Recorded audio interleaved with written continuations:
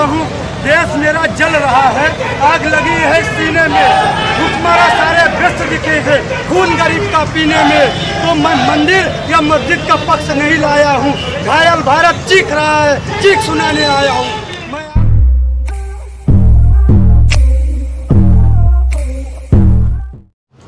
Hello दोस्तों, Bhiwandi times में आपका स्वागत है। मैं उबैद अंसारी। दोस्तों, जब से सेंट्रल गवर्नमेंट ने किसानों के लिए जो बिल बनाया था, कृषि कानून बिल, उसके खिलाफ हो रहे एहतजाज को लेकर पूरे हिंदुस्तान में वावेला मचा हुआ है। आप देखेंगे कि दिल्ली में किसानों ने तकरीबन 1 साल से, तकरीबन 10 से 12 महीनों से, यानी तकरीबन 1 साल से वहां पर उन लोगों ने धरना दिया हुआ है और उसके खिलाफ वो आंदोलन कर रहे हैं। ठीक उसी तरह भिवंडी में भी ऐसा ही एक आंदोलन किया गया आज, जो कि शुरू हुआ नदी नाके से लेकर प्रांत ऑफिस जो कि एसटी के पास है।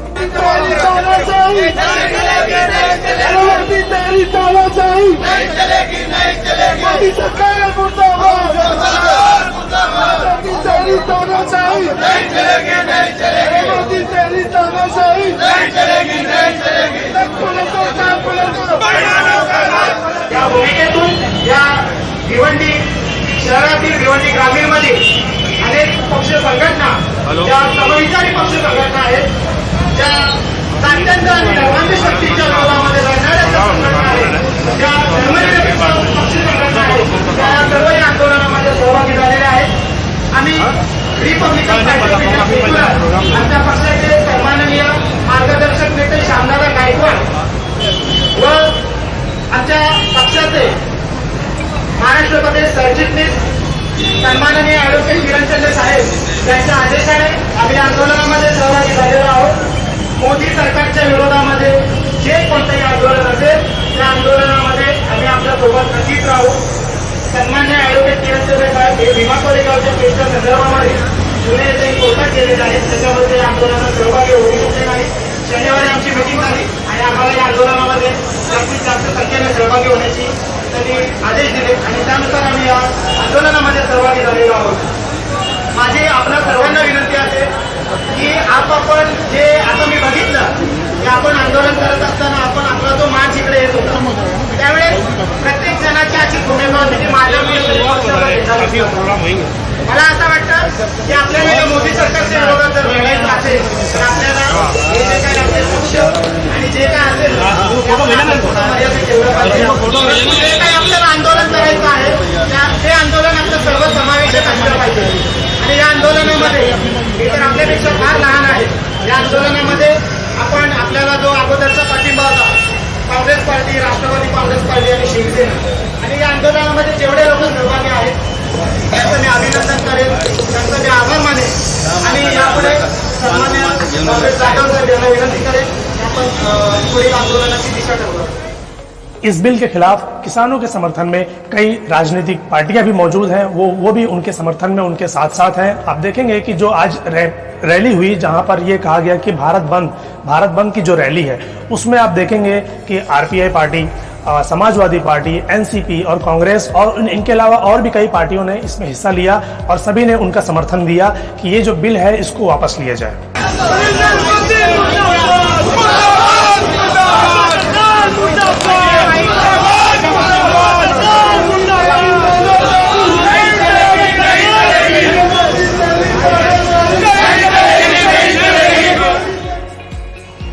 दोस्तों, आज आपको बताते हैं कि जो पुराने कृषि बिल थे और अब जो कृषि बिल बना है 2020 में, उसमें क्या अंतर है। पहले जो पुराने जो कृषि बिल था उसमें पहला था लोकल मार्केट, दूसरा था एपीएमसी मंडी और तीसरा था एमएसपी। लोकल मार्केट में वही किसान जाता था जिसकी फसल की पैदावार कम होती थी, क्योंकि पैदावार कम होने की सूरत में वो अपने जान पहचान के साहूकार या किसी दुकानदार को फसल बेच सकता था। और जो किसान ज़्यादा पैदावार करता है वो उसे बेचना चाहे तो एपीएमसी मंडी में जाकर बेच सकता था और उसे वहाँ पर हर तरह की फैसिलिटी दी जाती थी सिवाय ट्रांसपोर्ट के खर्च के। एमएसपी में फसलों का दाम तय कर दिया जाता था और सभी किसानों को इसी तयशुदा दाम में अपनी फसल बेचना होता था और अनाज न बिकने पर या कीमत कम होने पर सरकार उसी तयशुदा दाम में किसानों से अनाज खरीद लेती थी। आज के कृषि बिल के मुताबिक किसान अपनी मनचाही जगह पर अपनी फसल को बेच सकता है, तो वहीं ये डर भी है कि जब कोई मंडी में नहीं आएगा तो मंडी बंद हो जाएगी, क्योंकि जब लोग अपनी मनचाही जगहों पर फसल बेचना शुरू करेंगे तो कोई भी शायद मंडी में ना जाए। आज के कृषि बिल के मुताबिक खेती बाड़ी को कॉन्ट्रैक्ट फार्मिंग में कन्वर्ट किया जाए, जहाँ किसान को फसल खराब होने का नुकसान नहीं उठाना पड़ेगा, लेकिन दूसरी तरफ किसान अपने ही खेतों में लेबर के जैसा काम करेगा और उसका अपनी ही फसल पर कोई अधिकार नहीं रहेगा, बिल्कुल उसी तरह जैसे एक नौकरी करने वाला। कृषि कानून के मुताबिक अब तेल, तिलहन, दाल, प्याज और आलू जैसी पैदावार पर से स्टॉक लिमिट हटा दी गई है। तो वहीं दूसरी तरफ ये भी डर है कि जब ये कॉर्पोरेट हाथों में जाएगा तो जब कीमतें कम होंगी तो वो स्टॉक रख लेंगे और जब कीमतें ज़्यादा होंगी तो उसी रखे हुए स्टॉक से वो करोड़ों कमाएंगे। सभी पार्टियों के लीडरों ने मिलकर प्रांत ऑफिसर को लेटर दिया ताकि उनका ये जो समर्थन है, उनका ये जो आंदोलन है वो सेंट्रल गवर्नमेंट तक पहुँचे और वो जो किसानों के लिए जो उन्होंने बिल बनाया हुआ है वो उस बिल को वापस लें। दोस्तों, सभी पार्टियों के जो लीडर हैं वो इस बिल को लेकर क्या सोचते हैं, वो किसानों के समर्थन में क्यों हैं, आइए देखते हैं इस वीडियो में। आज भारत बंद का ऐलान के अंदर समाजवादी ने भी भाग लिया है और समाजवादी आगे का कदम क्या रहेगा? समाजवादी पार्टी हमेशा किसानों के साथ रही और हम किसानों के साथ रहेगी। आज हमारे किसान 9 अगस्त 2020 से सड़कों पर हैं। ये बीजेपी सरकार के कान पे जू नहीं देख रही और हम इनके खिलाफ लड़ते रहेंगे आखिरी दम तक। हमारे उत्तर प्रदेश की पार्टी बहुत मेहनत कर रही है किसानों के साथ और किसानों के साथ रहेंगे। हम निजीकरण के भी खिलाफ है, जो निजीकरण हो रहा है भाजपा सरकार में। देश बेचने का काम चल रहा है देश में। भिवंडी के अंदर सारे पार्टियां मिलकर केंद्र सरकार के खिलाफ में आज भारत बंद का ऐलान किया है और आए और पसंद दिया है। आगे की रणनीति क्या रहेगी? जब तक ये काला कानून खत्म न होगा तब तक ये आंदोलन चलने वाला है। मैं कॉमरेड मधुकर पाटिल, किसान सभा का महाराष्ट्र स्टेट का प्रेसिडेंट हूँ।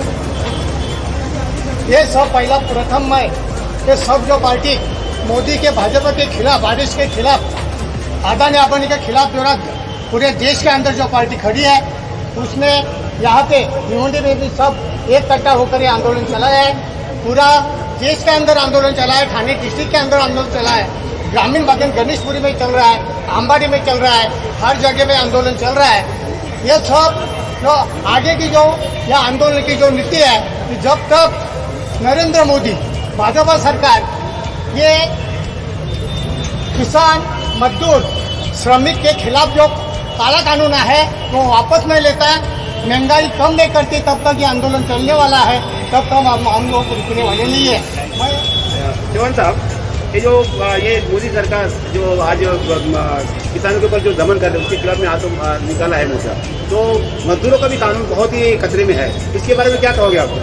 आज गए 10 महीने से किसान पूरे देश में आंदोलन कर रहे हैं। उनके जो 3 कृषि कानून हैं वो वापस लेने के लिए, MSP के दाम के लिए, उसी यही कानून पास करने के टाइम उन्होंने कामगार कानून भी बदले हैं। 36 कामगार कानून को खारिज करके 4 संहिता में उन्होंने बदलाव किया है। इसके खिलाफ अभी ये किसानों का आंदोलन खत्म होते ही कामगारों का आंदोलन रास्ते पे होने वाला है। ये जैसे जर्मनी में हिटलर तानाशाही तरीके से राज करता था, तानाशाही करता था, वैसे भिवंडी ये भारत में ये दूसरा हिटलर पैदा हुआ है। इसकी हिटलरशाही ये भारत देश चलने नहीं देगा। ये बोलने के लिए आज ये सभी पार्टी के लोग यहाँ पे खड़े हैं।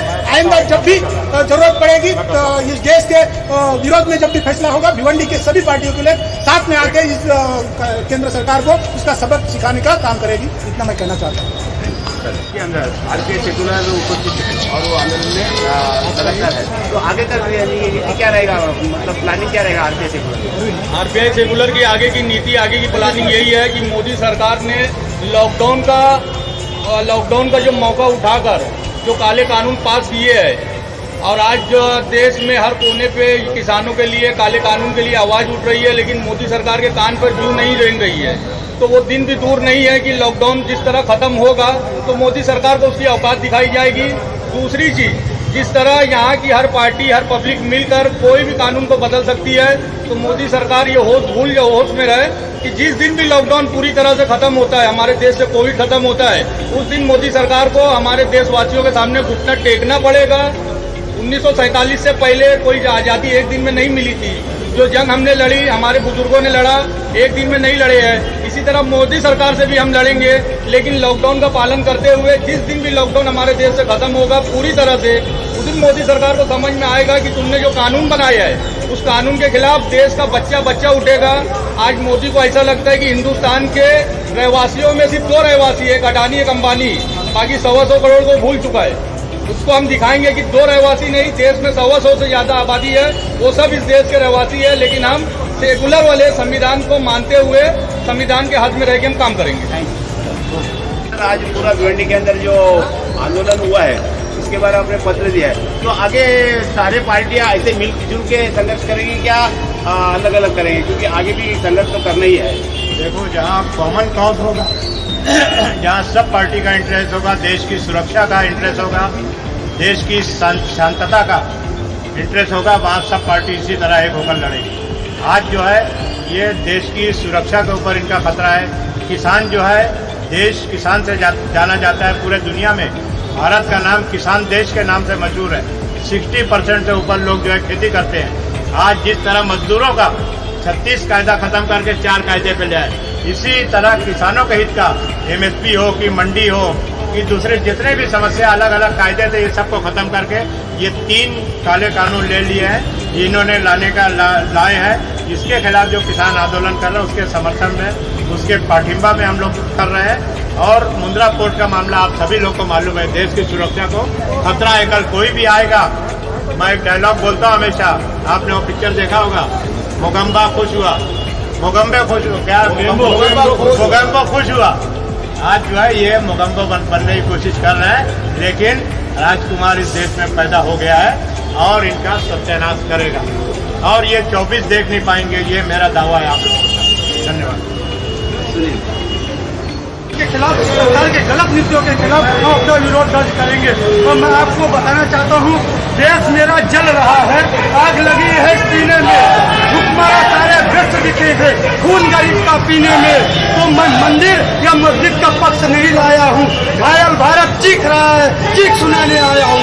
मैं आपको बताना चाहता हूँ, भाजपा सरकार है, नरेंद्र मोदी का न्यू इंडिया है, यहाँ पे सिर्फ 2 ही काम तेजी से हो रहे हैं। पहला काम, सरकारी कंपनियों को बेधड़क बेचा जा रहा है, चाय बेचते बेचते अब देश को भी बेचने लगे हैं। दूसरा काम हो रहा है, धर्म के नाम पे नफरत फैलाई जा रही है, धर्म के नाम पे लोगों को मारा जा रहा है, जात के नाम पे लोगों को मारा जा रहा है, भारत माता के नाम पे लोगों को मारा जा रहा है, राम के नाम पे काटा जा रहा है। संघीय गुंडों, कान खोलकर सुन लो, तुम्हारे इस गुंडागर्दी से न छात्र डरता है, न किसान डरता है, और न ही मुसलमान डरता है। मैं आपको बताना चाहता हूँ, जब जब इस तरह की नाइंसाफी होगी तब तब हम सड़क पर उतरेंगे और बताना, जब से भाजपा सरकार आई है सिर्फ और सिर्फ नफरत लाई है, जब से भाजपा सरकार आई है सिर्फ और सिर्फ महंगाई बढ़ाई है, जब से भाजपा सरकार आई है देश में और बेरोजगारी लाई है, जब से भाजपा सरकार आई है किसानों पे अत्याचार लाई है, जब से भाजपा सरकार आई है छात्रों पे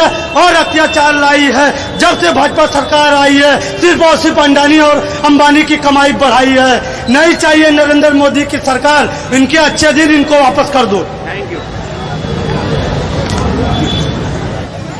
जय हिंद, जय महाराष्ट्र। यहाँ पर आज जो ऑल पार्टी मीटिंग बुलाई गई थी पदाधिकारियों की, इस सिलसिले में देखो हमारे किसान भाई 10-11 महीने से बारिश, धूप, गर्मी, ठंडी में गवर्नमेंट की पॉलिसी के खिलाफ जो है वो धरने मोर्चे पर बैठे हैं। उनका समर्थन हम आज भिवंडी में Rashtrawadi party, Congress party, Samajwadi party, RPI party और सभी पार्टियों की तरफ से ऑल इंडिया बंद का जो ऐलान है उसका भिवंडी की तमाम जनता जो है वो इसका समर्थन करती है। और शासन प्रशासन को जो है वो ये चेतावनी देती है कि आप लोग जो है वो इस बात को सीरियस लो और यहाँ पर आकर जो है वो मेमोरेंडम कलेक्ट कर ये मोदी सरकार की जो फेलियर है, मोदी का सरकार की जो डिक्टेटरशिप है, उस तक हमारा भिवंडी शहर में ऑल पार्टी का जो संदेश है वो पहुंचाने का काम आप करें। जय हिंद, जय महाराष्ट्र। किसान हमारे देश की शान है, किसान हमारे देश की पहचान है, किसान हमारे देश की जान है, किसान दम से ही सारा हिंदुस्तान है। जय जवान, जय किसान, हम सब किसानों के साथ हैं, हम सब किसानों के लिए आखिरी दम तक लड़ेंगे।